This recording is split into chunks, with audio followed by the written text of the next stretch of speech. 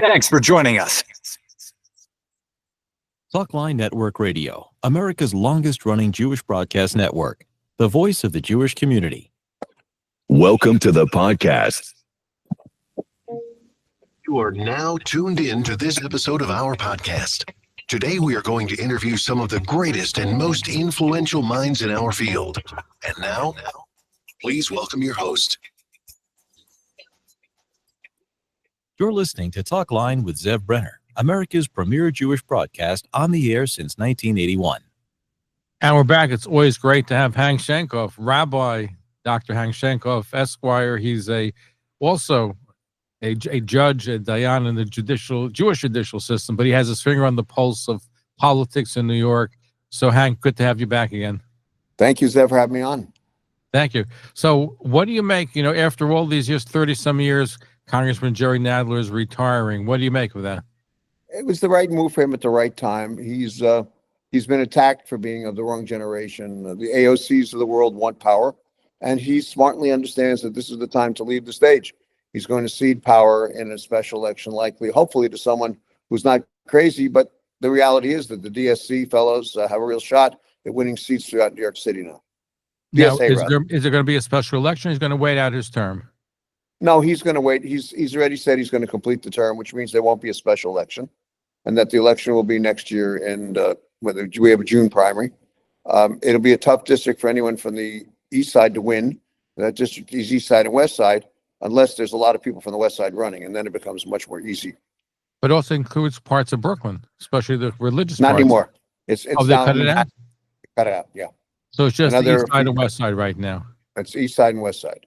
Interesting. Jews are the craziest people. I mean, they had a choice last time between Jerry Nadler or Carolyn Maloney. Carolyn Maloney voted to help us every shot she had. She voted for Israel. And of course, the Jews did the right thing. They voted against her. So There you have it. Jews in action. So who has the inside track? I think Michael Lasher has the inside track right now.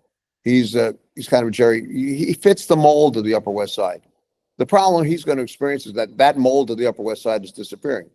It's becoming much more moneyed in many ways, which also means, frankly, more liberal in New York City. We have the Mandami electorate is whiter, more professional, more educated, more moneyed, stands to gain the greatest transfer of wealth in the history of the world, supporting a fellow who never had a rough day in his life, who's effectively lived in publicly supported housing. His father lives at Columbia. His mother lives at Columbia. And they don't pay rent of any consequence because Columbia is subsidized by, guess what, our tax dollars. He went to prestigious schools, which most of us could not go to. And if you ask the people who live in in New York NYCHA housing developments in his district, his assembly district, and you say, who is he? They will not know who he is because he's never done anything for him. So there you have it. His mother subsidized, her work subsidized by the Jew-hating, Israel-hating Qatar. So there you have it, my friend.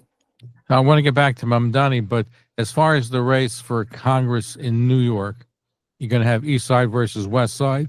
Now, a lot of members of the Jewish community are upset with Councilman Lasher because he met with them and they thought everything was going to go as far as Mamdani is concerned. The next day he endorsed Mamdani, and they were very, very upset that they felt betrayed. Well, of course they were betrayed. He is part of the political industrial complex. They don't really worry about the next election because there's no public sentiment. There's no real battle against them. They're able to raise whatever they need and money that is. And so there's no challenge to him. So why should he worry? And he wasn't going to lose that assembly district. He could lie to the frum community all day long and he'd get away with it. So what's new? We don't matter. We think as frum people we matter. We really don't. Well, that's a shame because that's going to affect this mayoral election. And before we get to Mamdani, what about Scott Stringer? He told me he was looking to run. When I spoke to him, he's not going to run. I mean, he's older. He's had enough. He's got a family. He's got children, and he's got a good pension from the city. And he served the state and the city well, and everything comes to an end. I mean, is he going to go through this again? You got to understand, here's a guy that before the scandal, which was Gene Kim's scandal, had the New York Times endorsement, had all the unions. He was going to be the mayor. I mean, he would have won that race.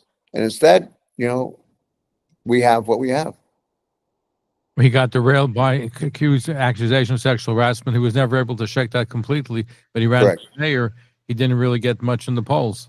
Correct, unfortunately for him. mean, he was a product of the West Side. He probably would have been a better choice than what we have now, frankly.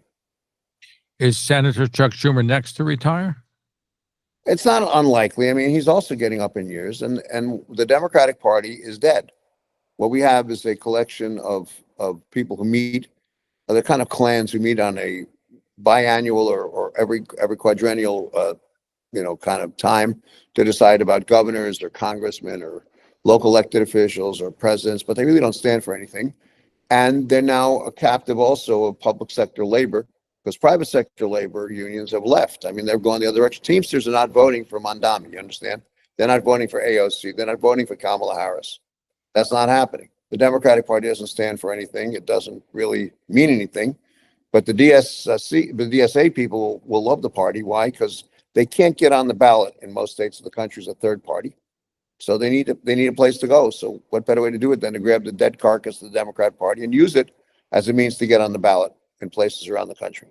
Now, in the primary, Mamdani was able to harness 50,000 volunteers from the DSA to help him. The question, though, is if they were paid, they came from out of state, if that's a contribution in kind, and that's the question, which you probably know better than I. I'm hearing that he's going to have about 100,000 people for the mayor election. He will have whatever he needs paid for by probably George Soros or other people who don't like the state of Israel.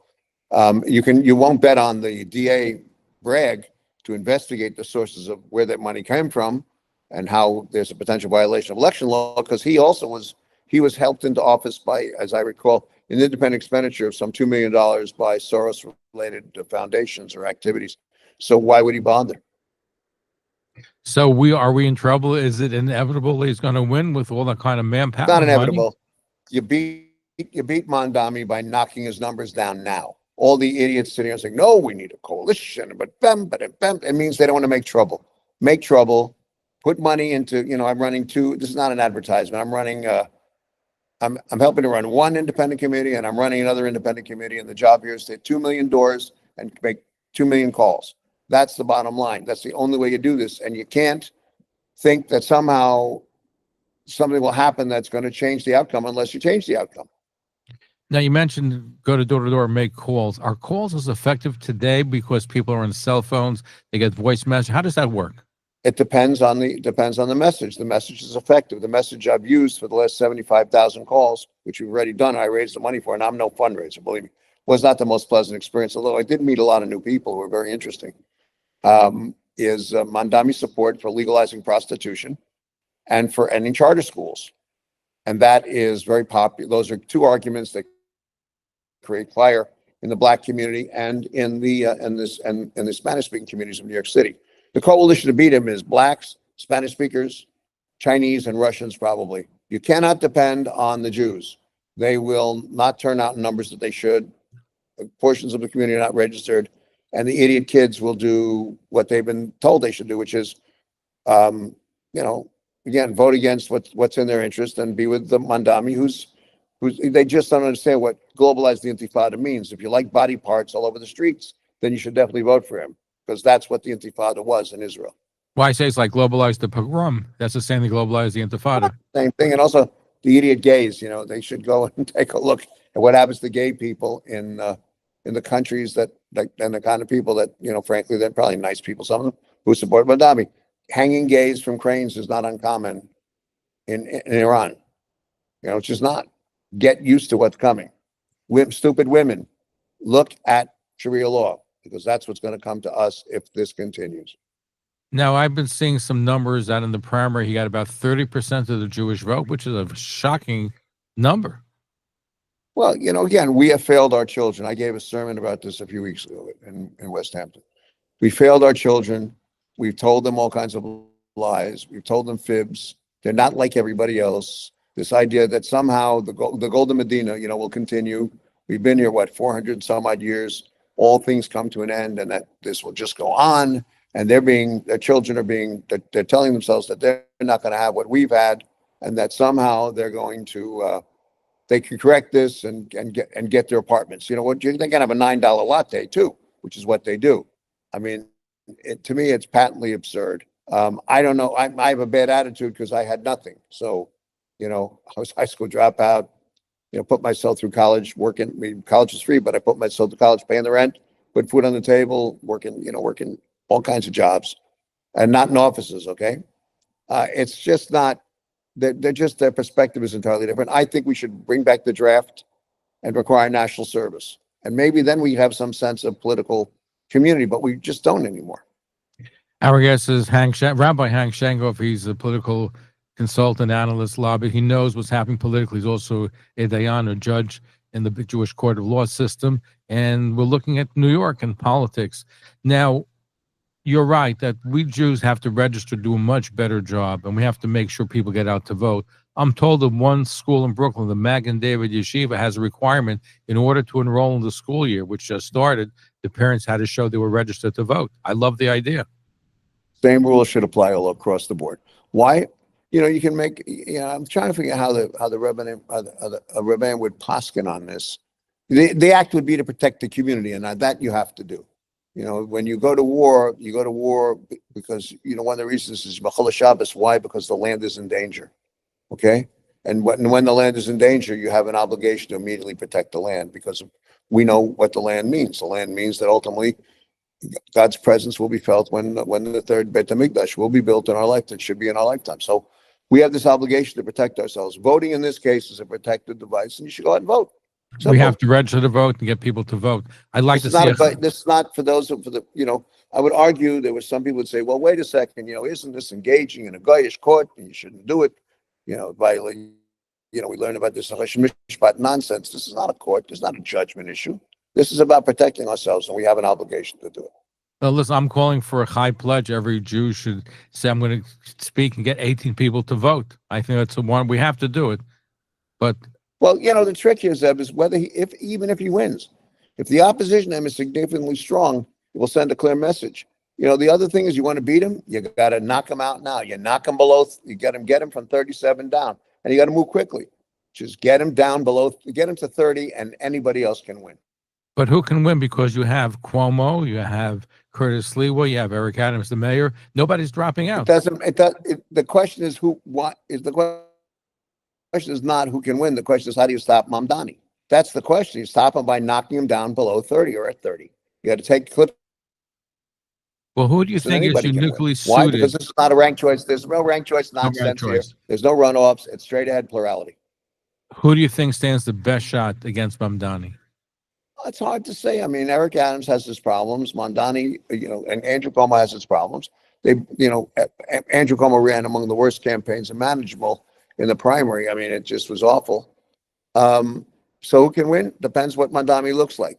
The issue here is to take his positive values away from him. And you look at how he's done this, it's masterful. I've talked about this, and I also was, if you may recall, predicted they would win. I said this in January. Why? Because you look at the field. I mean, it's impossible to come up with any other conclusion. You gotta knock him, you gotta take his positives away from him. He's running a masterful campaign, Superman style lettering in all his printed material. Everything stressing the same issues, none of which you can do anything about, by the way. But what you can know for sure that with the 30% minimum wage, $30 minimum wage, which he can't do, stores will close up. You can also note that he does not believe in prosecuting people for stealing from drugstores. So we'll continue to see that decline. He also believes in legalizing prostitution. That'll be wonderful in the minority communities. He also believes in ending charter schools, which in the minority communities that matters. He also believes in closing the jails, which will really be good. He believes in cutting cops. These are the things that people need to know. I mean, legalizing prostitution. If you put 100,000 flyers out in the street in Woodside, Queens, Roosevelt, and Corona, Elmhurst, and Jackson Heights, right along the Roosevelt Avenue corridor, guess what? The people will lose their minds because that's now the Boulevard of Sweethearts, right? Where the prostitutes are out all night and all day long. But for some reason, he has a charmed existence. The media loves him, and he's getting a lot of the Democratic support. The establishment, for the most part, are supporting him, and the unions. The public sector have gotten the tank to the left. The private sector unions have not. So there's a clear problem here, and the disconnect. And the question is, can the Democratic Party be resuscitated? Not likely, not in the present state. The Republicans will be in much better position. And the other reality that we need to face, so that some people find very good, is that Mamdani will be the best recruitment tool the Republicans have had probably since Ronald Reagan's election in 1980. Well, And the will thing, put the Democrats at risk. well, the thinking is that if we have Mamdani as mayor, you'll have a Republican governor in New York. Well, not just Republican governor, you theoretically could be electing Republicans in other parts of New York City and throughout the state. State senators should not hold on and say, it's a wonderful day, Mamdani's winning, we're going to hold on to our seats. I don't think so. I think you're going to see some state senate seats be lost, some assembly seats be lost. And wouldn't be bad if we had split legislature in this state. It worked very well. It was very good for the unions. This idea of having one party controlling everything hasn't really worked out well for us. No, it The way hasn't. that it should. But the way New York is right now, it's becoming more progressive. It's much harder for Republicans to get traction in New York. Well, that's true. And but Mamdani can change that. His presence will elect Republicans. Go to sleep. And he frankly increases the probabilities that Jack Ciattarelli can win in New Jersey. This has an astounding halo effect.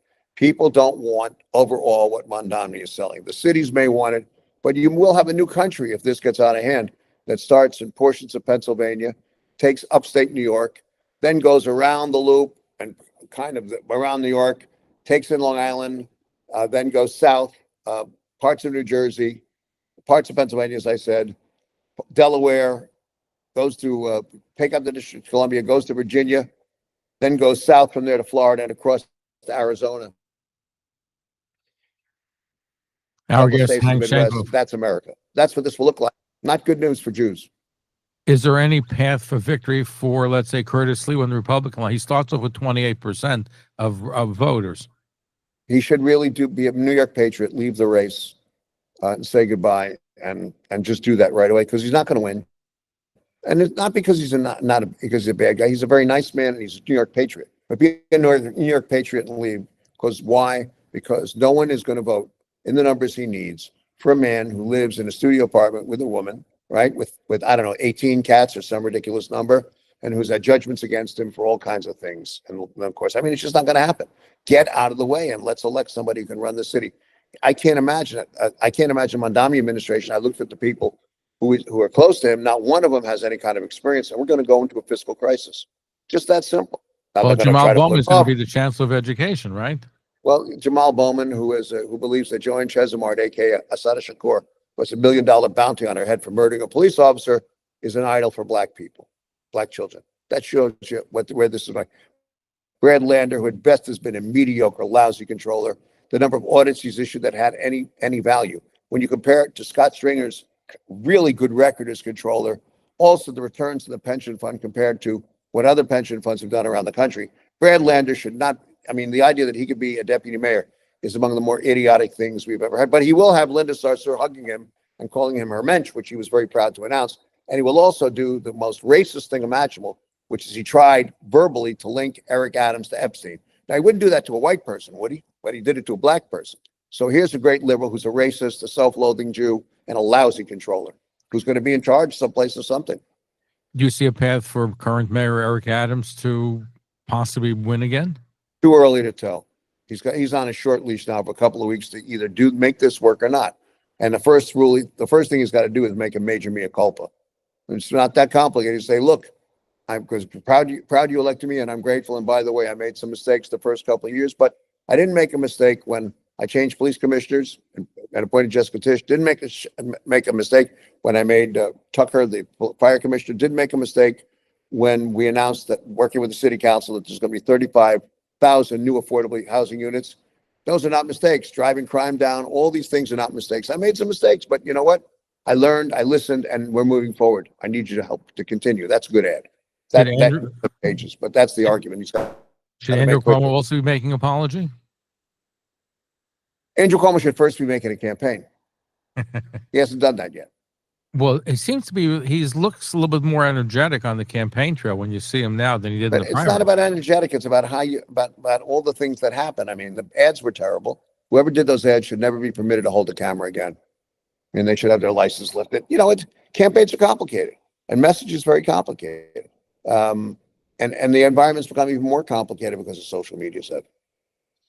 Finally, Jack Ciattarelli in New Jersey, does he have a shot of winning? Is this a tough I think race? Jack Ciattarelli has a real shot. And I'll tell you why.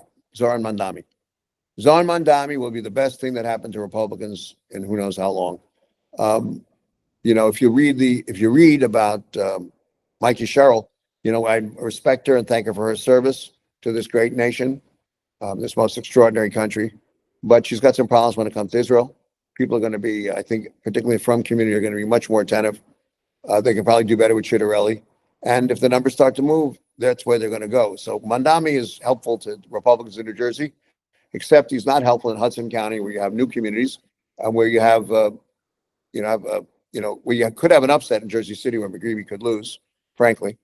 But again, in urban centers, the DSA and the anti-Israel community, which is filled with DSA people who also believe in defunding the police, they will do better in the cities, but outside the cities, they will not do well. I mean, if Nassau County could put a steel wall up at the Queens border, probably to keep whatever Mamdani is bringing out, keep it out of Nassau County, and keep Mamdani out of Nassau County, they would figure out how to do it. Well, they may get more people moving to Nassau County and to Rockland and to Absolutely Lakewood. will.